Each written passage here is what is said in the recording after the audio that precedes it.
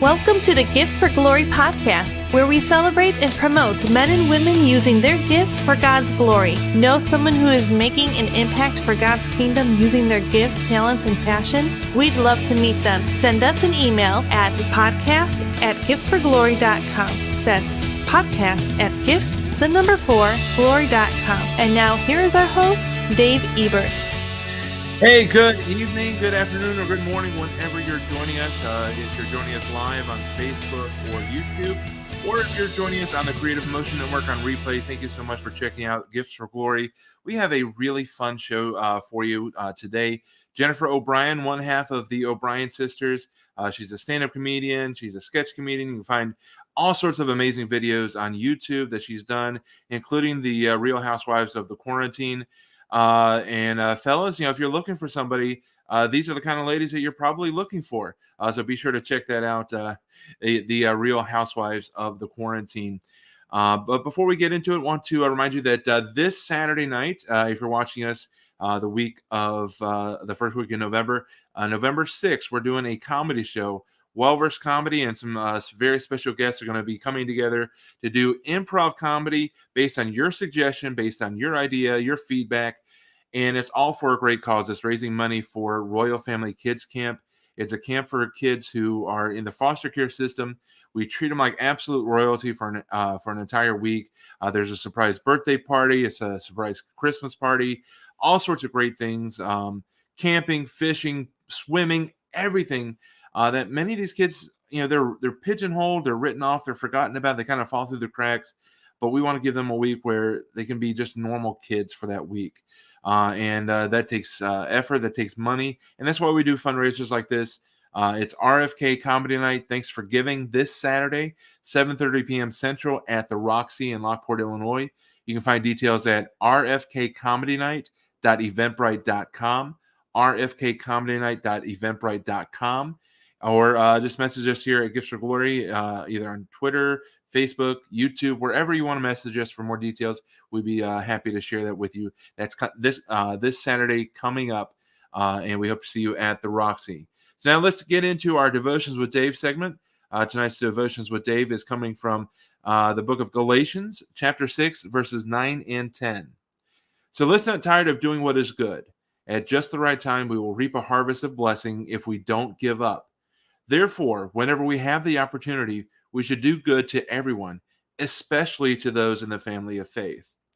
And this passage is really interesting to me, and it's really encouraging. First, because it really speaks to our time now. In many ways, we kind of want to hunker down and just prepare for the end.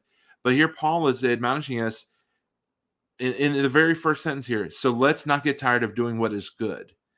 And that means serving one another, loving one another, caring and meeting each other's needs. Let's not get tired of that, because we need to persevere to the end like Jesus told us. And when we do what is good, when we show that love, when we take care and compassion to each other, at just the right time, we will reap a harvest of blessing if we don't give up. And that's the thing. We can't give up. We can't quit. We can't surrender. And the very end of verse 10, where it says, especially to those in the family of faith. A lot of times we think outreach and ministry is only to those outside of the church, only those who aren't saved yet. But here, this passage is also reminding us that we should do good to everyone, especially those that are in the battle with us, those that are serving with us, those that are doing ministry with us. We need to serve and take care of them as well. And in some ways, it's probably even more important to serve them than everybody else, because we're in this fight together. It's that fight that's not of flesh and blood, but against the powers and principalities. And we got to lift each other up. We got to support one another. So that's why I really like this passage, Galatians 6, 9, and 10. So let's not get tired of doing what is good. At just the right time, we will reap a harvest of blessing if we don't give up. Therefore, whenever we have the opportunity, we should do good to everyone, especially those in the family of faith. So that is our Devotions with Dave segment for this evening.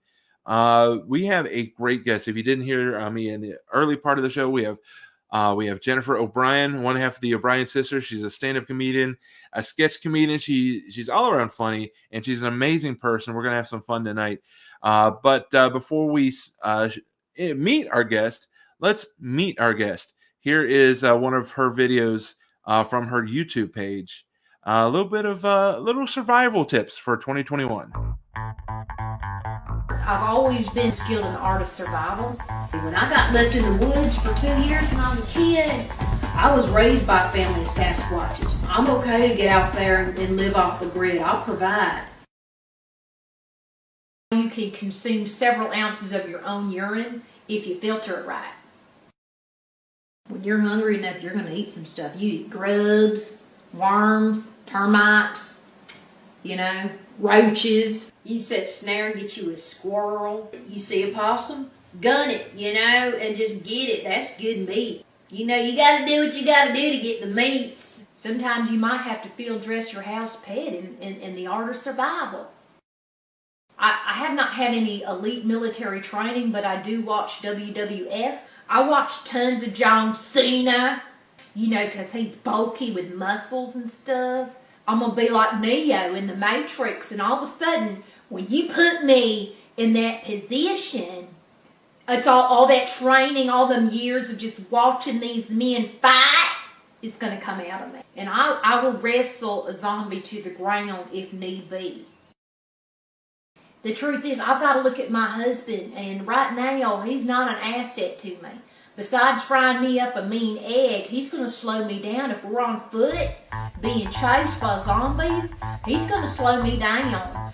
So, You know, I think it's the only humane thing to do is just to take them into sleep. You gotta do what you gotta do in survival. I do best when I'm off the grid. I do best when I'm off the grid. Now, let's bring in Jennifer O'Brien. Jennifer, that is amazing. Oh man, that's Jazz Freebird. That's my spirit animal right there. That's who that was. So, when the apocalypse does happen, yeah. You're just gonna take your husband in his sleep so he's not dead weight. Well, Jazz Free. That's not me. That's Jazz. It's one of my characters. Let's clarify that. Okay. She's going to take her husband, and I think she's been wanting to get rid of him, and I think it's a good excuse. And but she's got a lot of stuff we could unpack. I mean, we could unpack it now if you want, but yeah, I think she's mentioned that a few times. She's one of my Real Housewives of the Quarantine characters. Jazz Freebird. She scares some people. I'll be honest with you. Some people are really scared of Jazz, and the sense of I don't think they know what to quite think of her, but she's probably one of my favorite characters visually. And I listen, like if I'm ever having a rough day, like for my own sanity and like my own, like, hey, I think I need Jazz. If I start looking at pictures of Jazz, or I start me and my friends will do these things. We haven't done it since COVID really, but we call it Wigs Night Out. And it's me and usually like, I don't know, 5 or 6 of us. We all have these like, I guess you could say alter egos or characters, and we've kind of refined them over the years. And Jazz is one of those. Jazz and Joan Peterson, those are the two that usually will show up. But like, I get something out of going out in public with my friends, and we're all something or somebody different, and we just go and act like normal, I guess, as normal as you can be. But yeah, it's Jazz is my happy place. I'm gonna be she's got me through many dark nights. I'll say that. So she's funny. She's a lot of fun. And Jazz is one of many characters in the Real Housewives of the Quarantine. How far into the pandemic and the quarantine did that come to life? Where did that spring from? Yeah, that wasn't too far. I think we all went on lockdown like mid-March, like the 16th or the 15th. I think my first episode dropped. Oh gosh, I want to say it was like really like probably 2 weeks into the quarantine. And we were all, it was just such a very interesting time. And I was really, just focusing in on, okay, how can I still perform? Mm-hmm. And I was making different videos. And one night, I think I was watching like Jimmy Fallon or something. And he's, he's great. He's really funny. And I turned it off and I was just thinking, is there something I could do more than just some of these little videos? And that's when the Housewives came to me. And at the beginning, I think I started off with only 4 characters. By the time I finished, I developed 6 different characters. But it was fun. Like, and I tell people I was in the house. It was me and my youngest daughter. She's a teenager. And my husband was working out in Las Vegas, so he wasn't even home. So basically I was alone is what I'm saying, because she was like, I don't want anything to do with you. They were all like FaceTiming friends, like that became this huge thing. So it was like I had all this time on my hands. Like, I'm like, well, let's just produce a web series. So that's what I did. And it was a lot of fun. Are these all creations, or are there inspirations in your life for these characters? Yeah. I think, I was, some of my close friends are like, Jen, that's so your family growing up. I grew up in Jacksonville, Florida, Joan Peterson.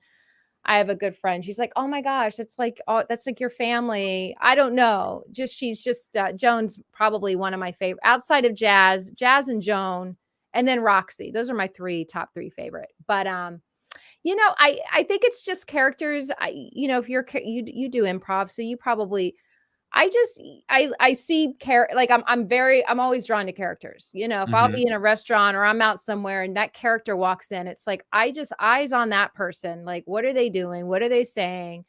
And I've always been drawn. So I think most of my characters are just exaggerated they're characters. They're just exaggerated, character personalities, but to take a little bit out of reality, so you have the comedy part of it. But yeah, it's probably just people that I've seen over the years. I don't think I have anything too original really brewing, just stuff I've seen. So Before pandemic, you and your sister were also doing comedy together as the O'Brien sisters. mhm. How did you guys find out that you're both funny and you like working together? Because sometimes siblings don't work well together.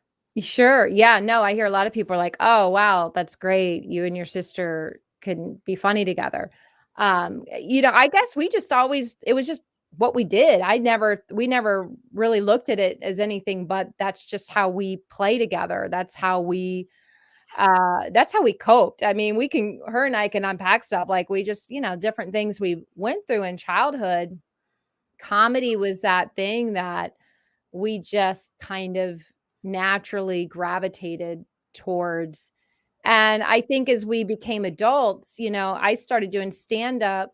Robin kind of really started wanting to get more into improv. And, we just kind of found our little ways of just being funny.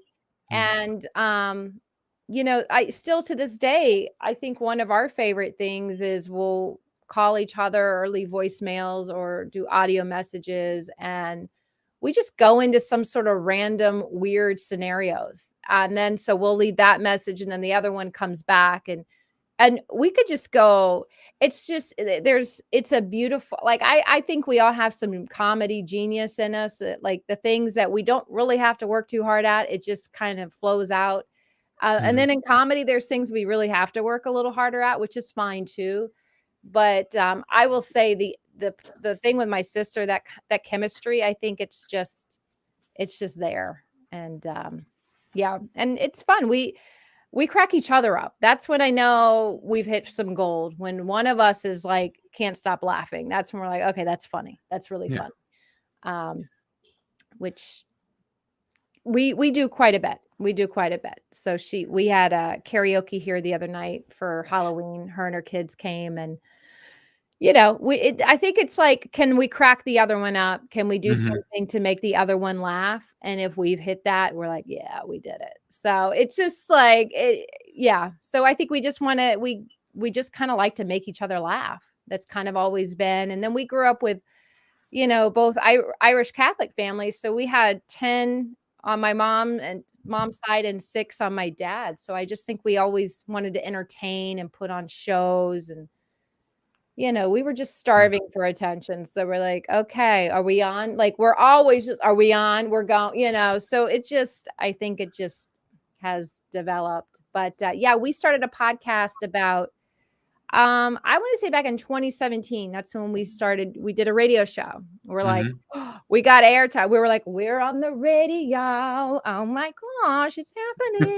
It's like 6:30 on a Saturday morning. Nobody was listening. But hey, it was like, we're on the radio now. Right. Is it AM? Yes. Okay. Nobody listened to AM, but we're on the radio. So when we first started, we really poured a lot more. We picked it back up at the end of, then we took a break and then we picked it back up at the end of last year. But she's also got the Mark and Robin podcast, which she does on relationships. And so she's kind of got that going on. We haven't done any podcasts in a couple months. We keep talking about trying to get another one out. But yeah, it's a lot of fun. We enjoy just coming together. I actually I have grown to love our stories, our shared stories together, because we'll have the same story, like same thing that we've been through, but we have 2 different experiences because her and I are so different in some ways. Like we're polar opposites, so we process differently. So it's kind of comical to hear what her side is and then my side, and I think that contrast is really funny. Yeah, a lot of times. So yeah, you guys are hilarious. I love when you guys are getting together, Yeah, and I love your podcast. You have one that I was recently on, and yeah, I enjoyed it before I was invited. So it's not like, oh, I'm endorsing myself. Yeah. Um, Well, it uh, doesn't hurt. It doesn't hurt. You can do it. This day and age, we all need to endorse a little. yeah, A just little a bit. little bit. A little bit.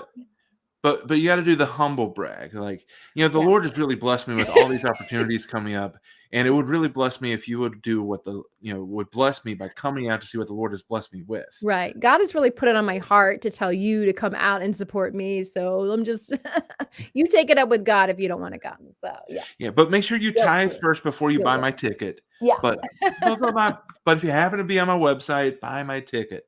Yes. Um, Yes. but yeah, I really enjoy chatting with you, and you've had other guests that we've had here on Gifts for Glory with Mhm. Michelle and June. Yeah. Um, how did you get to the point where you're like, I want to do my own thing? I want to start talking to people. Is that just boredom in the pandemic, or? Yeah. Yeah. I think so. Yeah, I went to right before Delta decided to come knocking, I went to a conference over the summer, and it was with the Gospel Comedy Association. It was in the DC area. And I Oh, was okay. really excited. June Colson was there, and Bone Hampton was there, and a few other Christian comedians that I also know from the Christian Comedy Association. And then I got to meet a whole nother, just lots more, Hmm. so many more. So it was really a lot of fun. And one of the speakers, Akatunde, hope I say his name correctly. He's a very funny comedian, but he really talked about the virtual world not going anywhere. Hmm. And because I think there was that part of where I was like, oh, let's just go back out. Like, Right.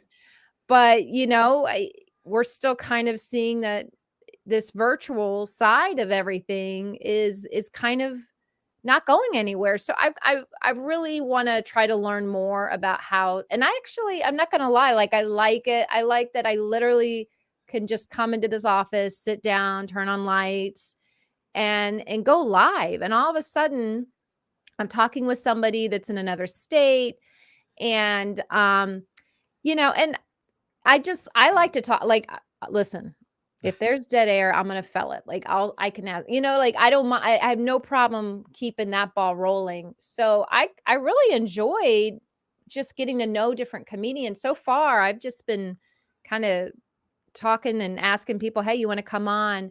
But it's been a lot of fun, and I'm still figuring out how that podcast looks, and what direction I'll keep going with it. But definitely this kind of format I really like. I didn't know how much I would like it, but I've actually enjoyed just getting, like, I've even gotten to know you better through Maurice Brown show. That's kind of where I connected a little more with you. So it's kind of even networking and building Yeah. connections even through some of this virtual stuff that um is kind of cool because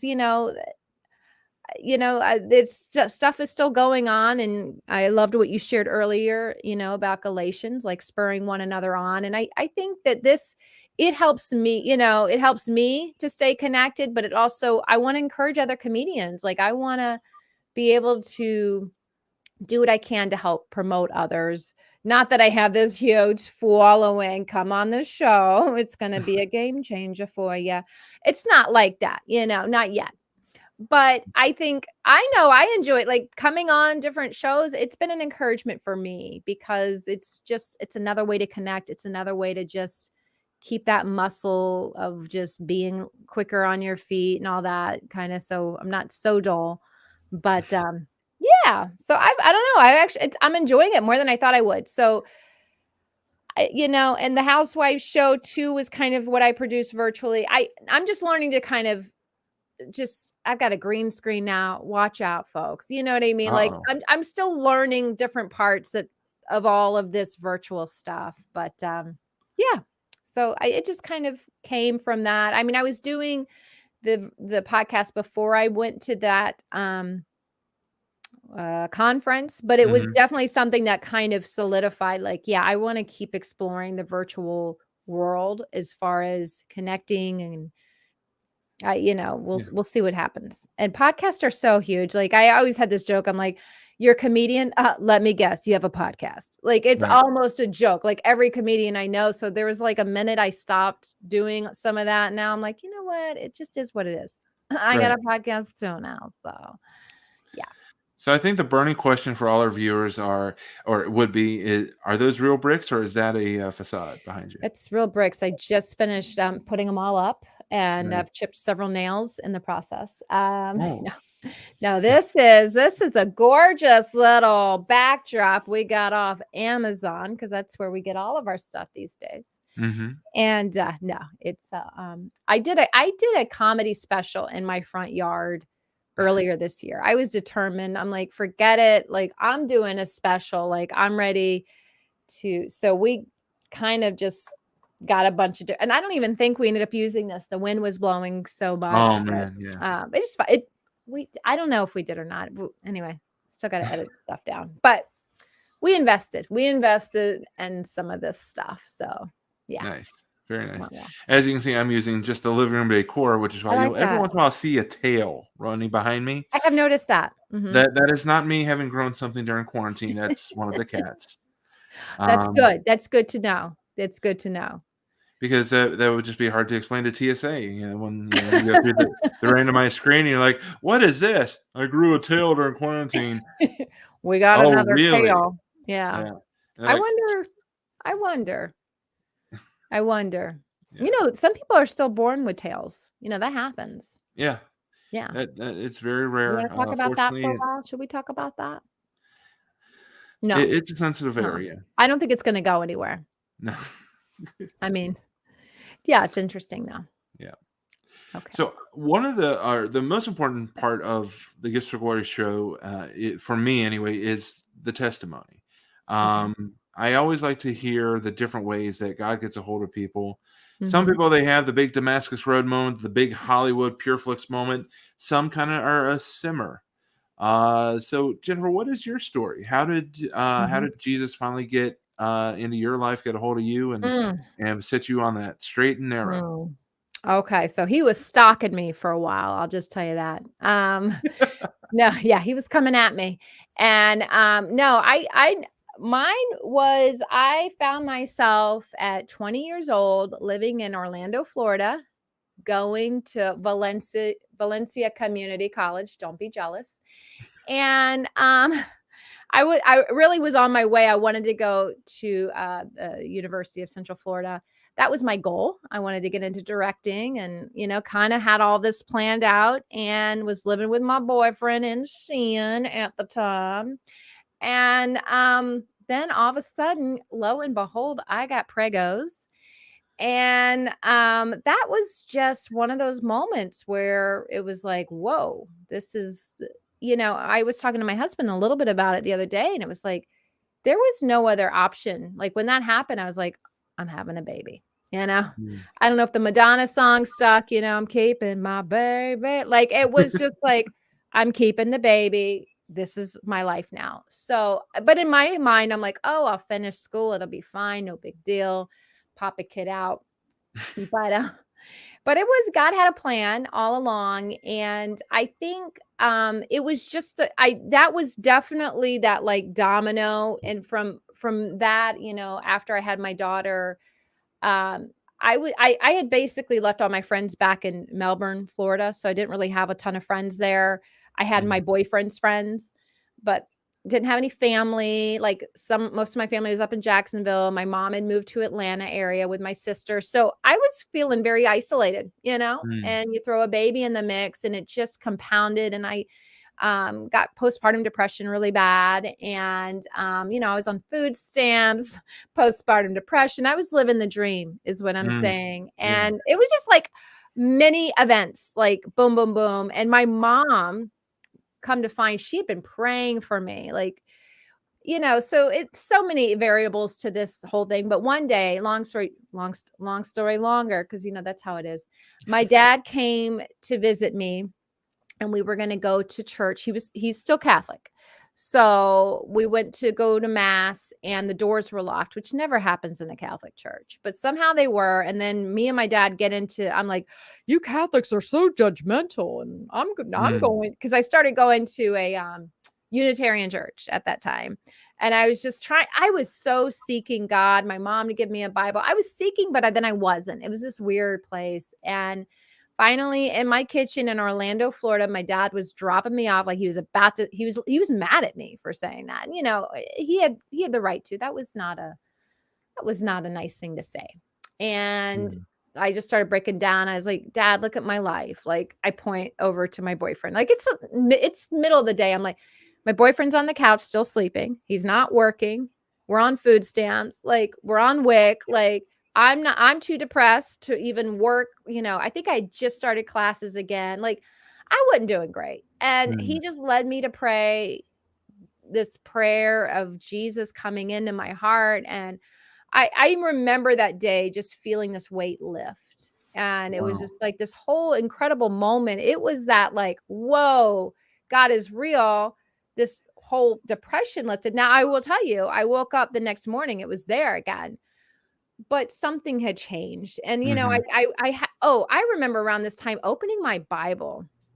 And I don't know if I've ever told this part, but anyway, I just remember feeling like you're opening doors you don't want to open. Like, it was almost like I heard this thing say that. Like, I didn't hear Wow. it, like, "Rrr," but it was just like I could tell there was a real spiritual battle going on for my soul right there. But I was seeking as best I could. But anyway, the next day kind of felt crummy again, but I knew something had shifted, and Right. eventually about 2 weeks later, my dad's like, you can't serve two masters. You can't call yourself a Christian and continue to live with your boyfriend. I was like, oh, you're right. So I had a yard sale that weekend and I sold pretty much everything I could. I ended up packing a little U-Haul. I left my car in Orlando. I left my surfboard. I left everything with Mhm. my boyfriend, and my dad brought me up here to the Atlanta area.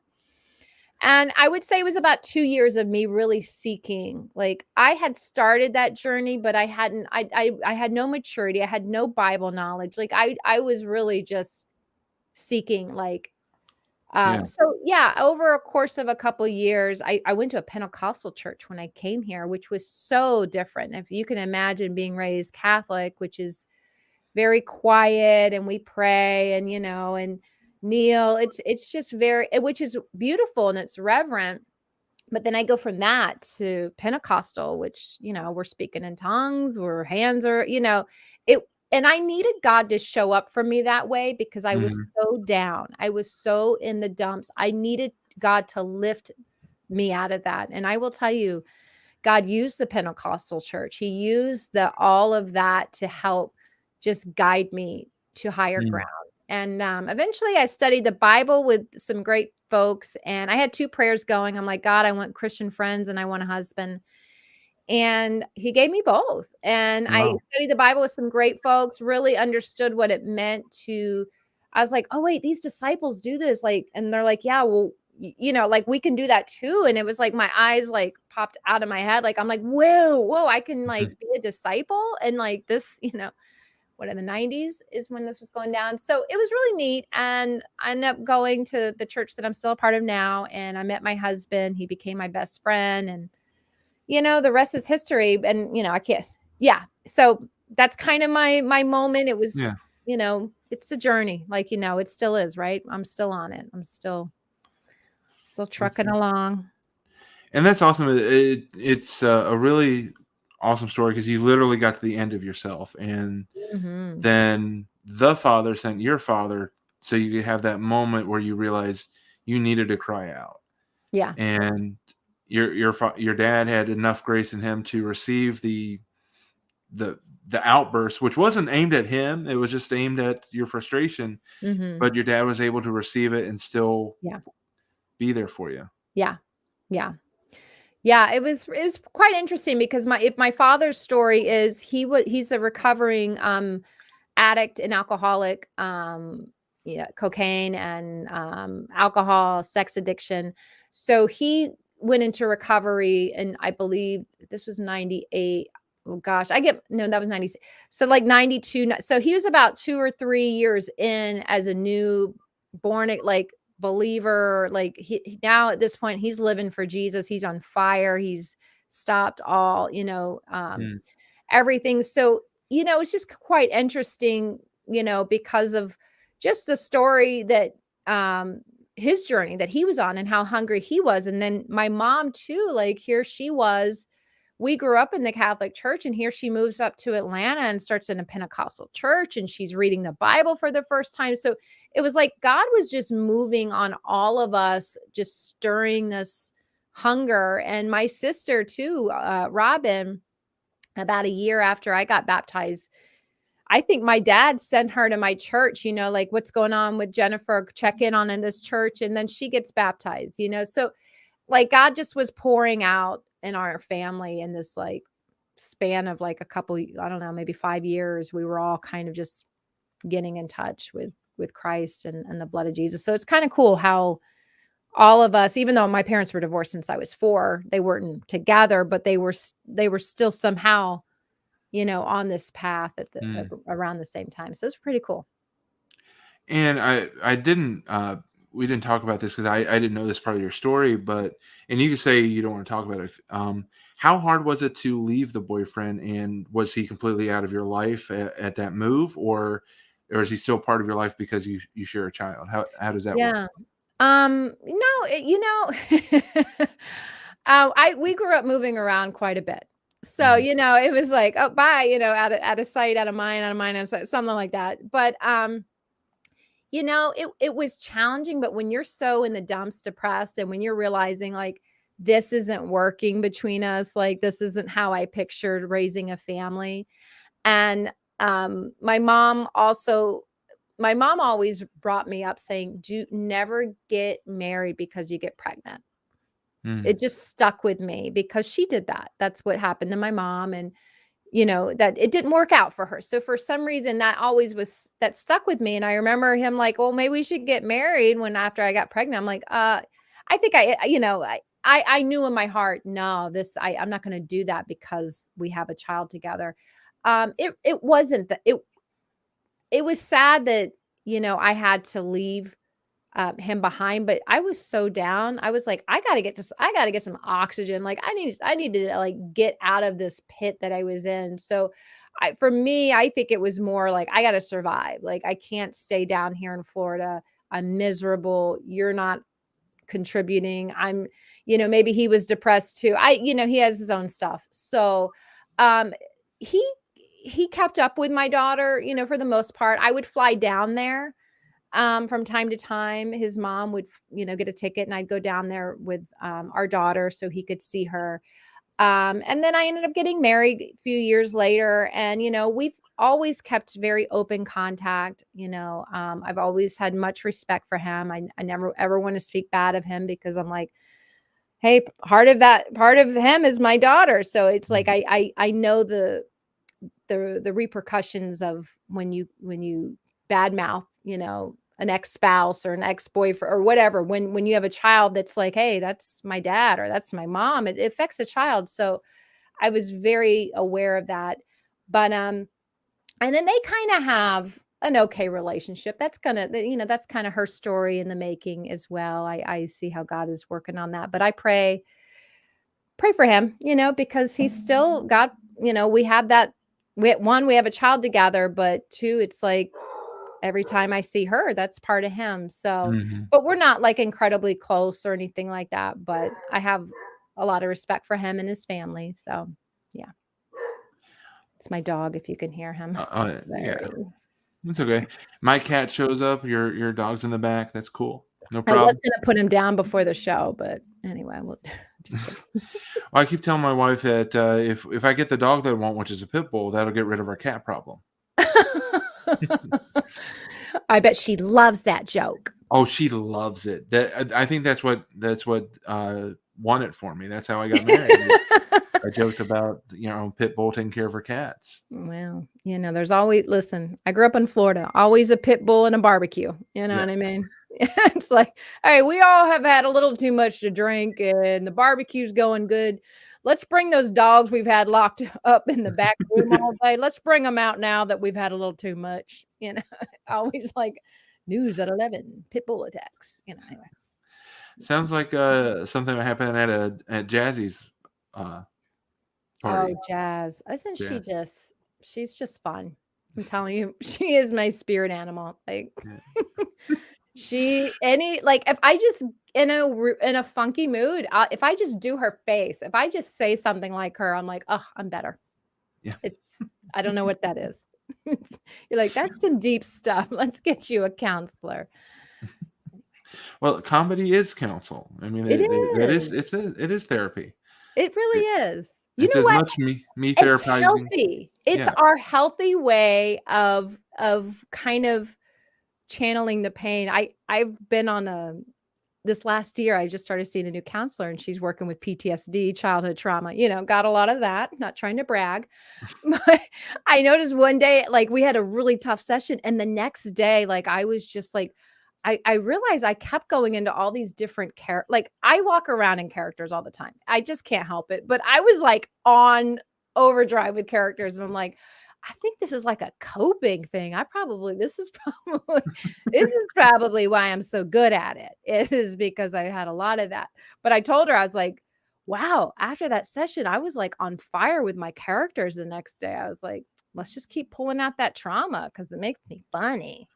Yeah, let's just keep massaging that sore part because it brings out the good. Yeah. So where in your story? I'm sorry. Where in your story does comedy come in?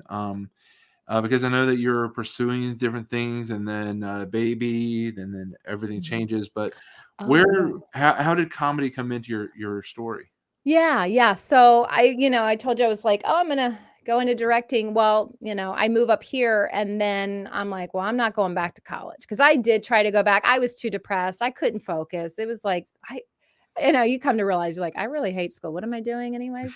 So I did what most, performers do. I started waiting tables. No, I was actually waiting, but then I started waiting tables at Outback, and I just remember everyone's like, Jen, you're so funny. You were like, you just hear it enough. You're like, and I don't know what happened one day. I like opened the phone book because I'm old like that. And then I found, there's a comedy workshop course, and I just took it. It's like a 6-week course, and I learned how to do stand-up. And it's funny. I'll tell a quick part of it. Like, the first week we were supposed to come back and have our first joke written, which I did write a joke, but right before class, I got really nervous. So I grabbed a wig, and this was like my joke.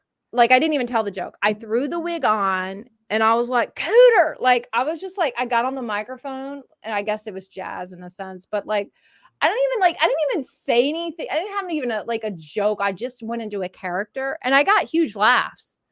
And then the instructor's like, okay, next week, 2 jokes now. Like, which we all had to do 2 jokes anyway, but it was like, he let me get it out of my system. He was like, okay, but this is stand up. You got to learn how to write the jokes. So, but it's funny how that was such my comfort even before I even knew what was going on there. Mm-hmm. But, yeah. And then I was at that point, I just started doing stand up here around the Atlanta area.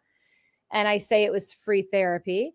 Mm-hmm. And I was a single mom when I started doing stand up, and it was interesting. I think in some ways, yeah, there was things that it kind of held me back. And in other ways, it's like, it probably protected me from some of the crazy stuff that can go on in the comedy scene. So early on, I had a lot of fun. I had big dreams. I was like, oh my gosh, I'm going all the way. Here it goes. And I had some really big opportunities early on, but I will be honest, I was pretty scared. Like, I would have people approach me and be like, hey, I can represent you. And I'd be like, okay. And they give me their card and be like, I'm not calling that person. Like, I don't know if that was a healthy fear or a godly fear or what. I don't think I was ready to really do anything with it. And I'm okay with that because I was raised by a single mom, and I always wanted to make sure that I was going to be there. And then you get married, and then I had another daughter. So it's like life just kind of took me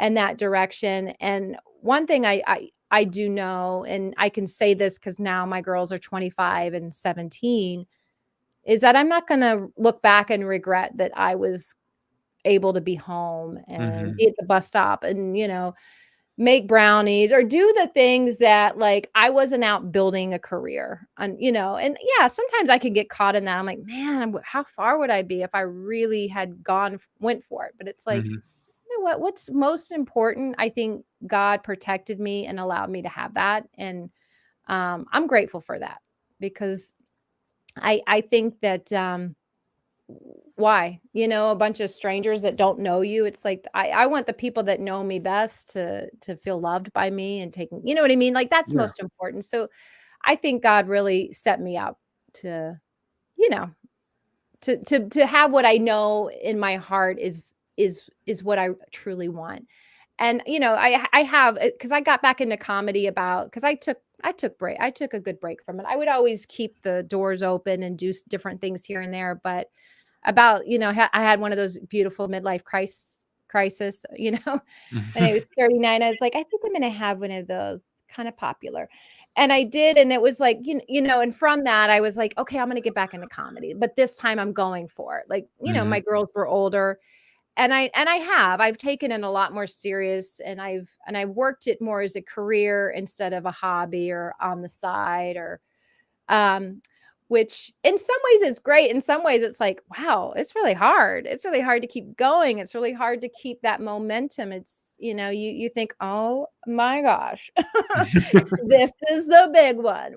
Watch out. Let me get my cell phone. Let me make sure the ringer's up because I know the phone calls are coming through, and you're like, nothing, crickets, right? Like nothing Right. happens after those moments where you're like, oh, I really thought that was going to be the thing. And so I've had to kind of really, grow in some areas of perseverance and commitment and doing it when I'm like, well, God called me to do it. And the sense of, he kind of really did actually, but, no, but like trusting God, like, okay, God, I'm doing this. And, sometimes I can't get, married or too invested in the outcome because sometimes Right. it's like, maybe that's not what it's supposed to be, so I've just learned to take my expectations from here, just all the way down here, and life's better that way.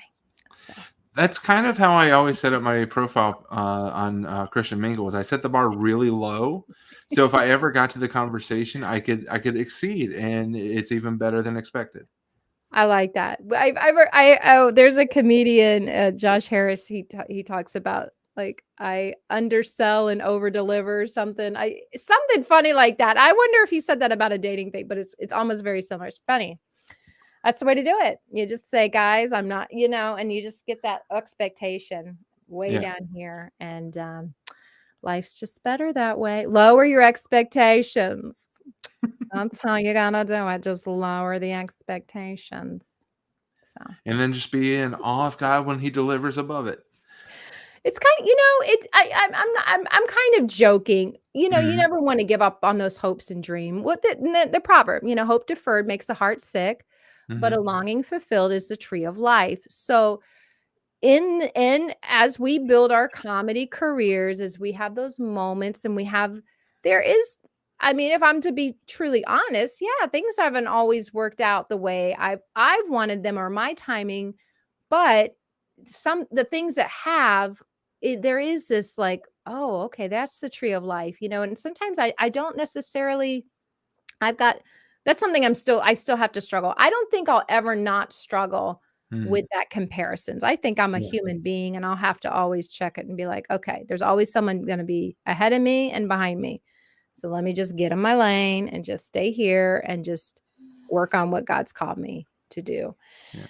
But yeah, it's in part of Galatians 6 that I was reading from earlier, addresses that comparison of, don't think that you're more than you are. Don't compare where you're at to others. So Galatians 6 hammers that. And it is hard in, comedy and performance to think, like you see somebody that was, behind you and now they're ahead of you. And you're like, wait a minute, I've done more. Let me trip them. Yeah. But you want to stay in your lane. Like, I'm finishing the race God gave me, but it's not fair that he's a lane, a lap ahead of me. So what do you do? How do you find peace in those moments where you see Mhm. somebody doing what you want to be doing? Yeah, and listen, I mean, I fell into it the other day. Like I was just like, I'm currently working on something pretty big and I'm excited about it. But then I go and I have a conversation and I'm like, oh yeah, I don't have any live shows right now. And then but I'm really focused on this cool writing thing that's gonna, God willing, produce a lot. But it was like I got so caught up in what that conversation I had with this woman at a meeting. And then of course I go on Instagram and Facebook. I'm like, "Oh, they got that? Oh my gosh." And then it was like I had to just check it and say, "Oh, put that down. Whoa, whoa, whoa. What has God called me to do?" And one thing I have to say to myself sometimes, I'm like, "Wait, am I doing am I disobeying God in the sense of, has God called me to be or do something else right now that I said no to?" And the Mhm. answer for me, I'm like, no, I say yes to, when God shows up and their opportunities are there. I do pray and I do try to make sure that I'm, listening to God, but it's like, I feel like, no, I'm exactly where I need to be right now. I need to be focusing on this thing that is important.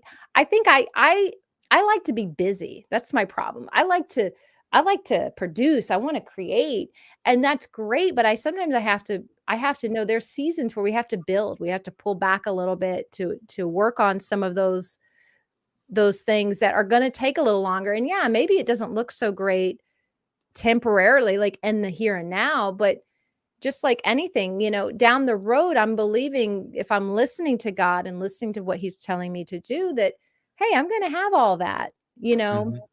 But right now, I need to focus in on, who I am as a comedian. And I think that one thing I've had to learn, and this is, like I said, this is a journey, is who I am as a performer, because I'm not all, there's so many levels to this comedy business Yeah. and stand up and sketch and improv and what we're good at and where we just have that genius that we don't even have to really work too hard. It's just like, oh, it's just there.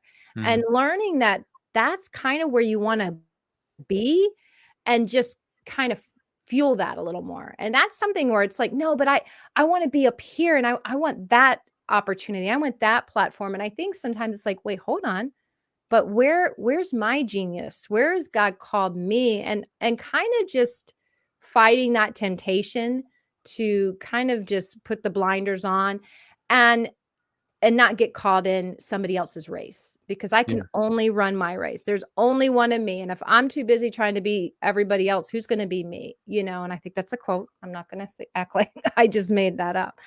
But that's something I've had, and it's taken me years to get there. And sometimes I'm like, wait, because I'll be like, oh wait, look what they got, and it's like that kid at a store that's looking around like, well, they got this and they got that, and I want this, it's like, why do you want this? Why do you want that? Like, do you really want that, or do you want that because you see another person having that? And it's like, when I can really truly rest and I'm in a good headspace, it's like, you know what? I told God years ago when I was kind of burning out from some comedy stuff, it's like, hold on, the most important thing for me is to be at peace with God and myself, to be able Mhm. to sit in my skin and not be anxious and not be worried and if I can say, "Oh yeah, I feel good about that." Hey, I'm hitting my goals right now. You know what I mean? Maybe I don't have the money I want to be making, or maybe I don't have this or that right now, but if I'm sitting in a peaceful, rested place and abiding, then I'm okay. God'll bring it when he's ready. In the meantime, I don't know what he's working out. Sometimes we don't know how God is gonna get us to those places, but I don't think there's anything wrong with dreaming big and with that yearning and that part of us that wants to create. It's like, I read this book called The Artist's Way. I don't know if you've ever read it, but it talks about, as performers, as artists, it's our inner child that's that artist. And Mhm.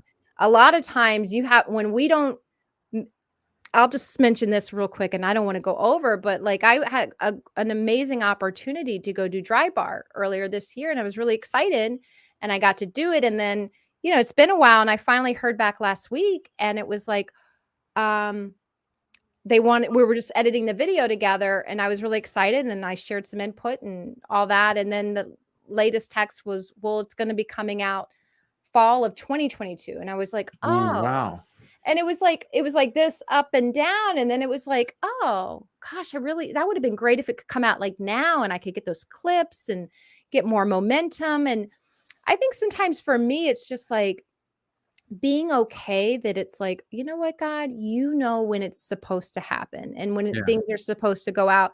But I think that's just part of how it all works together, because it's like, I'm just grateful that it's gonna happen, because Yeah. I've heard stories of it not even going to that place. So it's like, okay, I've got to wait, this time. But in the meantime, it's like, okay, what has God called me to do today? So I have to continually just rest and trust. But I can't say it's easy. I can't say that I'm like, oh, it's just, because sometimes you want things to just be like, I tell my husband, I'm like, I just want to see that momentum. I just want to Mhm. see that trajectory like going. And sometimes it doesn't feel like this. It feels more like up, and but then again, like, what in my life doesn't feel like that? You know what I Right. mean? Isn't that the journey? Isn't it always like 2 steps forward, 1 back, maybe 3 forward, just, half 1 back? So I think we are gaining. I think the only way we don't hit those goals is just give up. And Yeah. I don't Dave, what else are we gonna do? Come on. I'm We not got yeah. you know what? Um, all right, you want a bloomin' onion with that? You know what I mean? Like that's what it is for me. Like, that's what I'm going back to. I'm not Yeah. So for me, it's like, I have to remember, like, no, this is what God's given me. I just don't quit. Just don't give up. So Right. And with the fall 2022 release, and maybe because, and it's probably because God's got a bunch of other dominoes that have to fall before you get to there, then you're ready for the upward swing. that's right. And it goes amen. And I want to believe, and I will believe, because right, our faith is so important, putting our faith in action and trusting God, and knowing that he's working even when it's like, oh, well, I thought that was going to be the thing. Or how many times could I tell you I thought that thing was going to be that thing and that thing? It's just Mhm. like, let me just stop. I don't know what God's doing. I'll rest in him. I'll abide in him, and we'll see. But yeah, it's a journey. It's It quite a is. little journey. It is. If it were easy, everybody would do it. Yeah. Following Jesus is simple, not easy. I Yes. want heaven. I want the joy. I want this. Okay, that's a simple choice, but the actual road is not easy. No, no, it's not. And very few find it, according Yeah. to scripture. It's that broad path that people want to be on. And whoo, I'll tell you what, we're all being a little refined right now, aren't we? With everything Yes. going on. We're all going to be purified gold at the end, as long as Mm, we let it. We mm. could either remain tainted and bitter, or we can just let God purify during the dry season so that we're ready to shine when it's time. That's right. There's something to say for those seasons when nobody's paying attention and no one's watching, and it feels like you're just in the dark doing what we're doing. Um, that's okay. That's when God can do some of his best work. Mhm. And I think that we just have to keep showing up and keep getting better and keep learning, because when it happens, it's going to be like, you're going to be ready. You're like, boom, I'm ready. Come on, it's like any Rocky movie. He doesn't just show up in the ring. Like, it's like, right, my favorite part, it's the build up, it's the training, it's the running, it's going up those steps. It's like, that's the best part. Yeah. So, yeah. The one time that he didn't train seriously is when Clubber Lang knocked him out. Was that the one where he had brain damage in the neighborhood? No, that's Rocky 5 when Tommy the Machine Gun Oh, beat I him up, hated and that one. like he was like That was my least favorite. No, which one are you talking about? Oh, wait. Mr. T, when he fought Mr. Oh, T. yes, yes, yeah. You just say, yeah, yes. You're right. He lost that one. No, I'm a huge Rocky fan. And Balboa. Did you see Balboa? Yeah. Still one of my favorite movies. Got so many great lines. Yeah. Creed. Creed 1 and 2 Watched the pretty Creed good. movies, yeah. The in Balboa, the one that you're talking about, where he gave that line to his son, who is favorite line. Yeah. World ain't all sunshine and rainbows. Yeah. Yeah, it'll beat you to your knees and leave you there if you let it. Exactly. Don't blame me or you. Yeah. If you know what you're worth, go out and get what you're worth. Yeah. Oh my gosh. Like Rocky, like sometimes if I'm good old Rocky movie, just put me in a good headspace. It's good. You know what I started getting into recently is UFC. Really? Have you watched any? Do you because you used to wrestle? Like, do you like all that? I don't like the fake stuff. The fake? Well, no, UFC's not fake though. That was a funny moment. Duh. Yeah, see, I didn't get it. I was like so literal. Yeah, no, I really got it. Like I've started to get into it. I never thought I'd see, I'm like, I am not watching the Octagon. I would just like turn it off. And now we have some friends that are really into it. And I'm like, oh my gosh, this is like real life Rocky stuff. Like I've started getting super into it. So it's like the old gladiators from the Roman days, just fighting. Yeah. Except nobody's really dying. Yeah. Yeah. It's fun. Like and I'm a sucker for a backstory. So it's like, I am just like, tell me the backstory. I mean, that's why I watch. It's the heart. It's the, and then they get in the ring. I think I watched and I'm probably going to, do you watch it? I don't. We don't have cable, so we don't watch. Oh, we have friends that pay for it. We just show up at their house. We're like, okay, we're going to watch, but I need better friends. You do. Just start praying. Pray for some UFC friends. I never thought I'd get into it, but it is like really exciting. Like, anyway. And I thought, I'm not going to watch the girls fight. That's not too bad either. Like, it's good stuff. Because I grew up on what was the roller derby. Roller derby. My grandma used to tell my sister and I when we fight, she's like, "You're acting like the roller derby queens." We were, and so. But it's not like that. It's not like that. Awesome. Well, Jennifer, I warned you about our final two segments. So we're going to get into it. First one is called the interrogation. 7 random questions that wouldn't have otherwise fit in the conversation. So here we go. First question. My childhood right there. Okay, go ahead. Well, you asked earlier about the light. That's the best I can do. I like that. Thank you. What was your first joke from that comedy class, or what was the first joke that you've told on stage as a comedian? Mm-hmm. I think I remember a joke at the time. I wrote it about my car wasn't working and I didn't have a car. And I said, I feel like Trixie the dog. Every time my friends say it's time to go somewhere, my ears perk up and I wet the floor or something like that. That was one of my first jokes. I thought it was kind of cheesy, to be honest with you. Like, I didn't like any of my first material. I'm like, it just felt really, it was funny. It got great laughs, but it just wasn't me. But yeah, for some reason that one stuck with me. Oh, you laughed a little bit. So yeah, it wasn't too bad.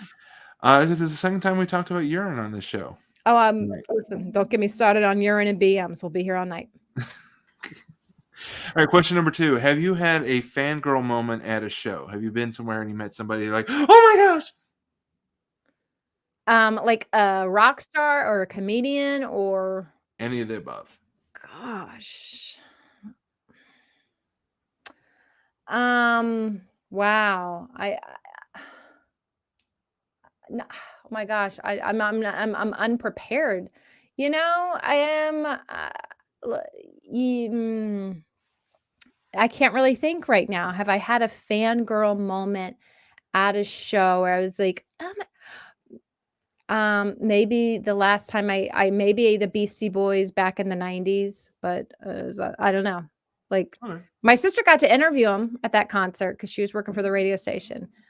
And we had made them this video that was a comedy video. And we thought, this is true story. We really thought we basically did videos of them that they had already made, but we did pretending so of course we were like, they're going to think we're the funniest people. And we did a couple funny mock commercials. And we were just waiting for the phone to ring after that as well. We were like, they're going to ask us to be on tour with them. Probably good that they didn't, but anyway, maybe that would have been, I don't know. I can't really think of anything that I get to watch it. It'll come to me later, but that's all I got for now. 3:00 in the morning, wake up like, oh shoot, that's what I should have said. That Mhm. time I met Johnny Carson or whatever. No, Yeah. Johnny Carson's before your time. You're young. No, I know Johnny, but I mean, I don't know him, but I know who he is. There's a podcast out there. Mark Malkoff does it and he interviews all the people that were on Johnny Carson. If you're a Johnny Carson fan, you might want to listen to that podcast. Okay, awesome. Throwing it out. Question number 3: other than Jesus, from whom in the Bible have you learned the most? That's a tough one. I love the book of Isaiah. If we're talking book, we're talking a biblical character. Biblical Gosh, maybe character, David book, then. writer, whatever. A biblical writer. Let's go with then there's the Proverbs. I love all of it. Like other than Jesus's teachings, if I had to park it somewhere, I'd probably park it in the Psalms. Okay. So maybe I'll say David. But I also like the Proverbs. So we're going Solomon with that. So I don't know. But Fair enough. I don't know. Question number 4: what would you most like to do over? If I could do something over. You know, I'm gonna say this now, and then I'm like, why did I say that? I was like, but I've made so many mistakes and I continue, but then I learn, God willing, from some of them. Sometimes they repeat. But then you get, I don't know. I don't think I would do much over again, because then it robs me of the lessons and the journey and digging closer to Jesus when I'm crying my eyes out because it didn't go the way I wanted it to go. So I'm going to be super spiritual and see nothing.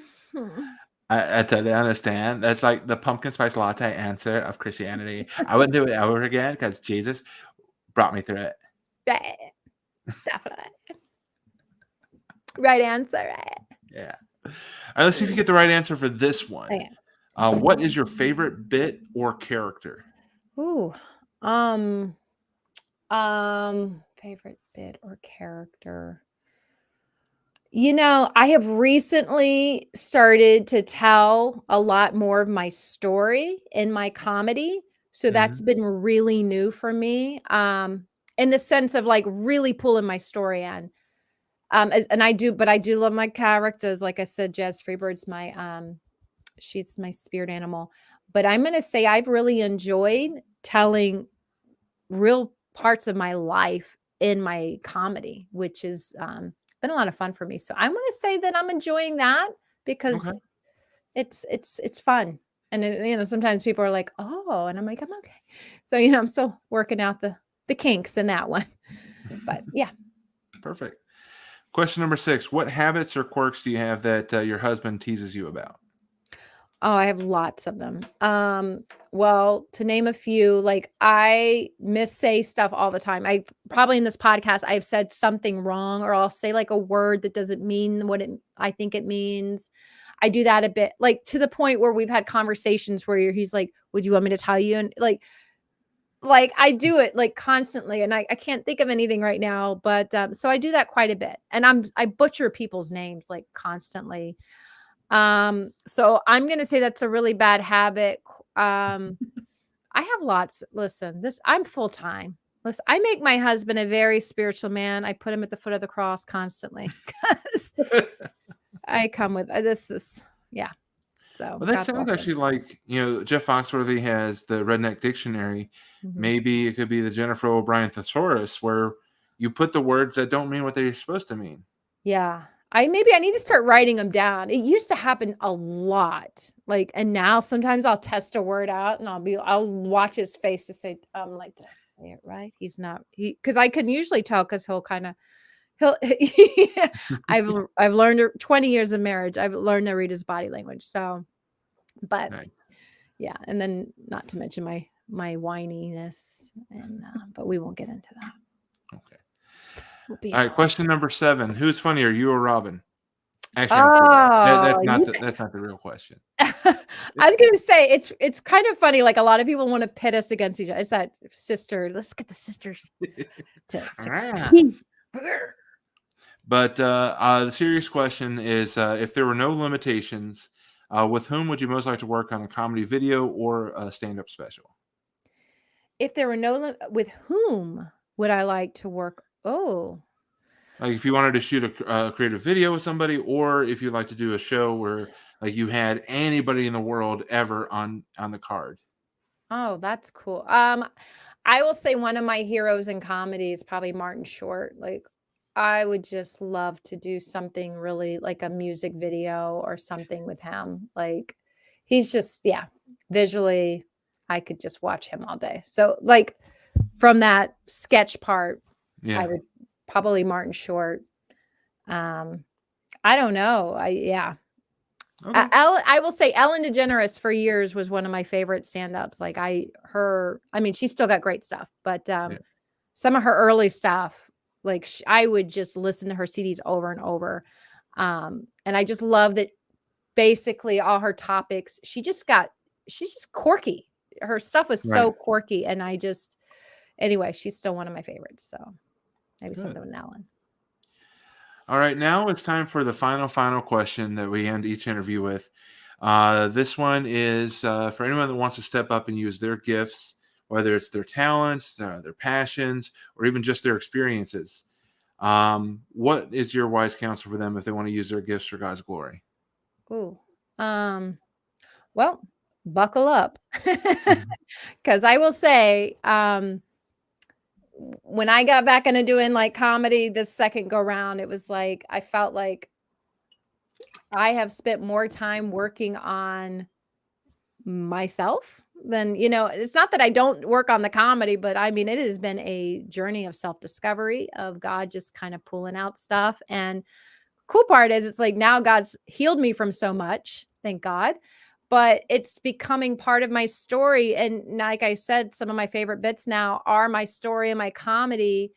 So I would just say, if you truly feel like God is calling, it's get the journals, get your support team, and hang in there, because I think sometimes it's not that God doesn't want to use us, but he wants us whole, and he wants us prepared for what we want down the road. And I think each time you step up a little bit, the temptations grow, the challenges are there. And if you're still trying to operate on your faith from years ago, it's like God's got to build that faith. He's got to build those muscles, and that takes time and it takes commitment. So I would just encourage them to hang in there, and find your group of friends that are on similar journeys to kind of hold you up when you're, we got done fighting COVID a couple weeks ago, and I was kind of at my low, I hadn't quite gotten over it. And I was on the phone with a comedy friend, and I was just like, just really low, just negative, very, very negative. And she just kind of helping me along, just like bringing some truth. And it was like, oh, okay, I'm okay. But it's like, we have those days where we're just like, yeah, it's not good. And I don't think it's ever going to get better. And it's like, but it will. And you're just, so definitely having the support has been really helpful for sure. Good deal. Yeah. Awesome. As you're talking, and I use it several times on the show, is just that image of Aaron and lifting up Moses' arms during that battle. You try to lift your arms as long as you can, but eventually you lose it. Yeah. And you got to have friends that are trustworthy enough to get in there, because back in that day, they didn't have degree or deodorant. So Moses was probably pretty ripe, but they got right in there, and you got to have people willing to get in there, get in the pits with you. That's awesome. I love that. Yeah, I totally forgot about that. That's a great way to look at it. Yeah, thanks for sharing that. Oh, cool visual. absolutely. So Jennifer O'Brien, find her at JenniferO'BrienComedy.com. JenniferO'BrienComedy.com for our listeners, and find all the links to her different websites, social media in the show notes. Also in the show notes, you'll find the link to her podcast, as well as the my personal favorite episode, which featured me. You'll find Yes. those links all in the show notes. Big boy buddy love. Yes, Big Boy Buddy Love, the East Coast largest athlete. And tonight I'm going to show you that love hurts. Like I can't wait for that video. Like I'm just saying, Dave, I'm gonna give you this idea. I want the video with the belt. I want the video. We got to get a mock ring. And I just think, oh, so much you could do with that. I don't think God's done with that yet. I'm just saying.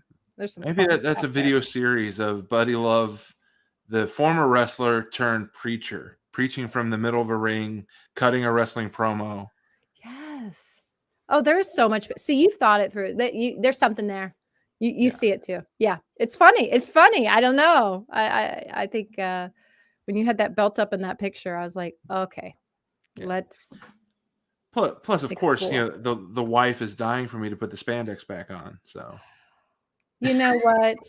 My husband. Okay, I can't tell you how many things. Okay, we'll wrap it up. I could talk. Listen, talking's not my problem. Shutting it sometimes is. But anyway, listen to the wife. Happy wifey, happy lifey. absolutely. So for our viewers, next Monday night, we're going to have Burke Sage, actor, lead actor in Honest to God, the new Robert Alani's film that's coming out. So we'll talk to him about Honest to God and his other acting. And then also want to remind everybody, selfishly and also because I love Royal Family Kids, RFK Comedy Night is coming up this Saturday. If you're in the Chicagoland area or can't get here reasonably, we'd love to see you this Saturday night. Tickets at rfkcomedynight.eventbrite.com. rfkcomedynight.eventbrite.com. So, Jennifer, thanks so much for being on. It's been a blast. And I won't reveal who I think is the funnier sister because that would be not fair. Thank you. I'm Thank kidding. you. There is no more funnier. Okay, Trooper. The cat's bumping my arm, trying to say it's my Aw, time now. You should pick that. You should show. Can we show Kitty? Can we see what we're dealing with? Oh my goodness. Okay. Like, we have a cat now. I'm a cat person. Oh, look at that face. Oh my goodness. Hi, bud.